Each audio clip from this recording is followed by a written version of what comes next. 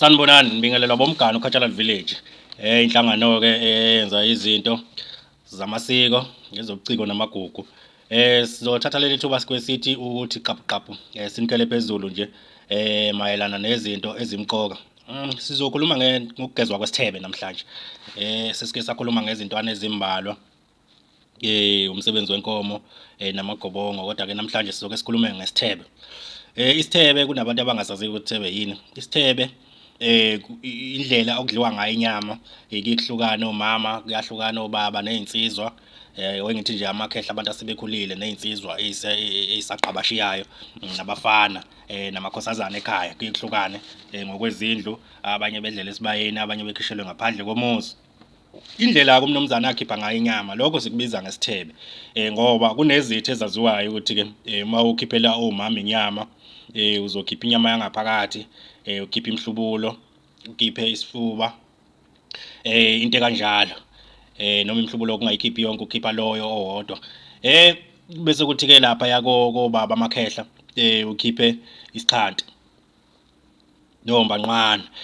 Sizothi ke isithebe ke indlela okudliwa ngayo inyama. Uma uzobheka isithebe engazuthi sithe ukujulajula yilesi sithebe somama, ngoba bona inyama bayayidla bephinde bayisikelane, bebala ngokwamakhaya ngamakhaya, ngokubheka izindlu zabo ukuthi ke ezakheke kanjani. Uma sikhuluma ngendlu ke sisuke sikhuluma ngomama, ngoba kuyenzeka ukuthi ubaba uyedwa kodwa ugana amakhosikazi amathathu, okusho ukuthi izindlu zakhe zintathu.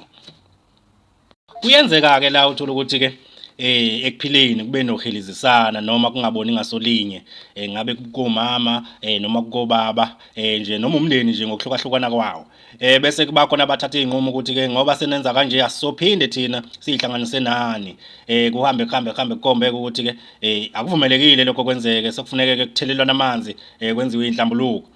Abanye ke bayakwazi ukugcina, abanye baye bengakunaka ukuthi ke njengoba bungasangenelwana nezithebe bokwenzeka imicimbi bekhona, kodwa abanye bengabibikho esithebeni. Ngakho ke uma sekwenziwe inhlambuluko kuyafuneka ukuthi ke nesithebe sigezwe, ukuze sikwazi ukuthi ke sibe isithebe esilungile. Kuyehlukaneka uthola ukuthi ingxabano beyidalwa ukuthi kunukene kwathiwa kuyathakathwa, mase kudluliwe lapho kufuneka sigezwe isithebe. Mhlambe abanye bayahoshela nebhamu badubulana babulalana.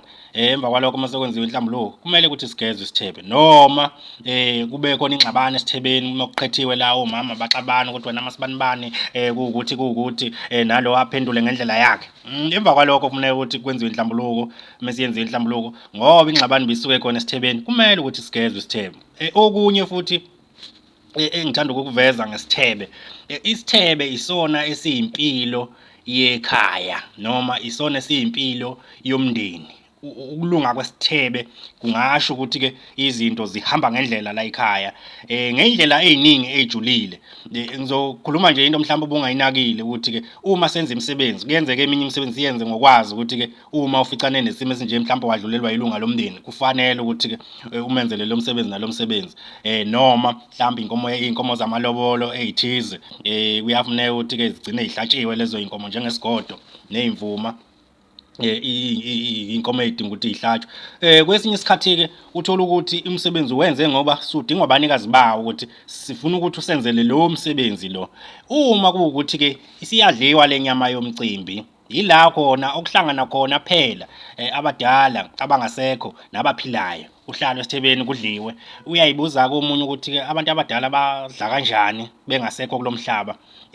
Amakholwa ayeyichaze kangcono lento ethi umzimba womuntu uyidokodo, idokodo yindlu, okusho ukuthi ke endlini iyodwa niyakwazi ukuhlala nibe baningi ngaphakathi, okusho ukuthi ke abantu abangasekho bayakwazi ukungena kuthina abantu abaphilayo, badle nathi ogqokweni. Ungena kuloyo muntu asuke emthandile. Abanye vele memane ukuthi mfowethu bofika emcimbini, mzala ofika emcimbini, kayise ofika emcimbini, kanina ofika emcimbini, kanjalo omakhelwane kanjalo.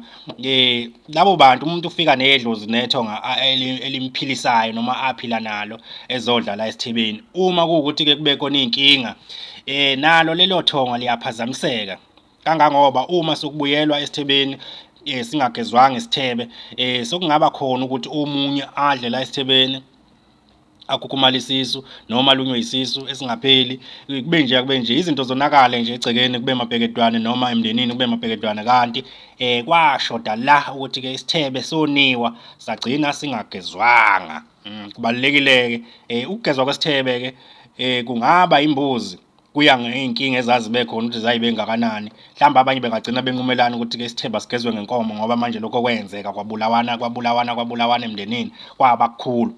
Okunye futhi okuncane ongeke uze ukunakisise kodwa abasazi isiZulu nesintu bayakwazi ukuthi-ke uma kuwukuthi umnumzana wakhipha inyama yangaphelele noma ngibeke ngokuthi baba nokukhononda labaya abasesithebeni leso, ngabe sesibayeni, ngabe sendlini yamakhehla, ngabe sendlini yomama, baba nokukhononda. Kufuneka ukuthi-ke ubambe imbuzi ushweleze ukuthi-ke wonile wena mnikazi wekhaya. Yingakho kubalulekile ukuthi uqashele ukuthi-ke omama bengaxabani laphaya esithebeni sabo somama. Ubheke futhi nawe mnumzane ukuthi-ke inhloko njengoba isuke ihanjiswa, hhayi ukuthi usuyicwile mhlawumbe wayathi hhayi ngeke umthombo ngiyawuthanda ngiwukhipha. Uzenzele umathanda la uma wenza umcimbi.